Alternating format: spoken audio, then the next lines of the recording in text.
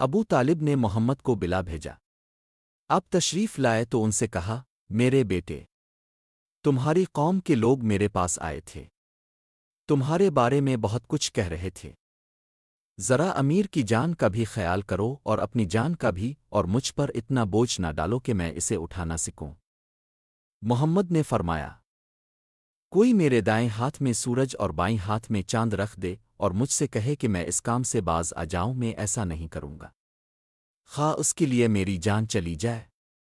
پھر محمد کی آنکھوں سے آنسو جاری ہو گئے۔ ابو طالب نے کہا، جو جواب دینا ہے دے دو اور جس طرح چاہے دین کی دعوت دو، کسی سے خوف نہ کھاؤ۔ پھر آپ کو اللہ کی طرف سے حکم ہوا کہ خاندان والوں کی انکار کے باوجود مکہ کے آس پاس کی لوگوں کو دعوت دیں، ان کے پاس جائیں اور دین کی دعوت دیں۔ اور اسی طرح ہم نے تم پر عربی زبان میں قرآن نازل کیا تاکہ تم لوگوں کو خوف دلاؤ، یعنی انتباہ، اسے شہر کے آس پاس رہنے والوں اور اللہ کا پیغام پہنچائیں۔ شورا چنانچہ پیغام ملتے ہی ابطاف کی طرف تشریف لے گئے، وہاں ثقیف کے ذمہ دار لوگوں سے ملاقات کی اور دین حق کی دعوت دی۔ طائف میں بھی محمد کے مخالفین تھے، وہ نہیں چاہتے تھے کہ محمد وہاں دین کی باتیں بتائیں۔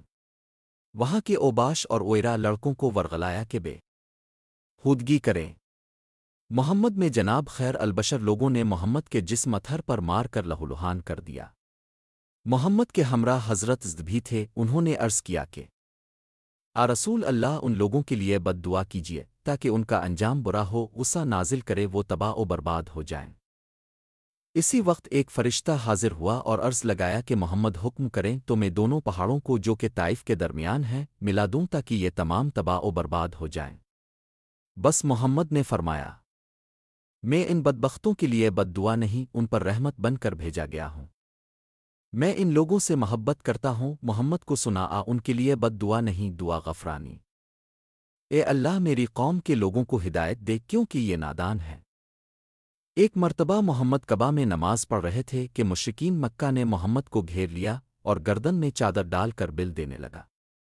بس سے محمد کو گرا دیا اور ایک موقع پر اس اذیتوں کی اوجری نجاست کی حالت میں محمد کے دونوں شانوں کے درمیان رکھ دی اور تحقیق لگنے لگا۔ حضرت فاطمہ رضی اللہ عنہا کو خبر ہوئی تو دوڑتی آئیں اور اسے ہٹا دیا۔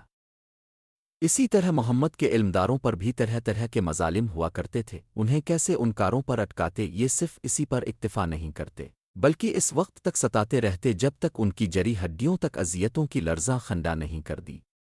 اور سزا کا طریقہ یہ تھا کہ قیمتی زمین پر کالا کپڑا بچھا دی جاتی، پھر گردن کو اس میں دبا کر جرم کو داغا جاتا تھا۔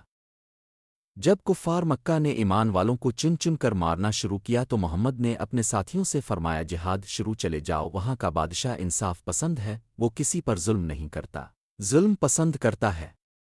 اس زمین پر اس وقت تک رہو جب تک اللہ تعالی ہماری مصیبت رفع کرنے کی کوئی صورت پیدا نہ کر دے۔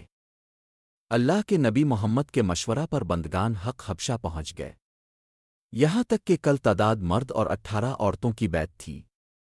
قریش نے فیصلہ کیا کہ مسلمانوں کو حبشہ سے نکال دیا جائے۔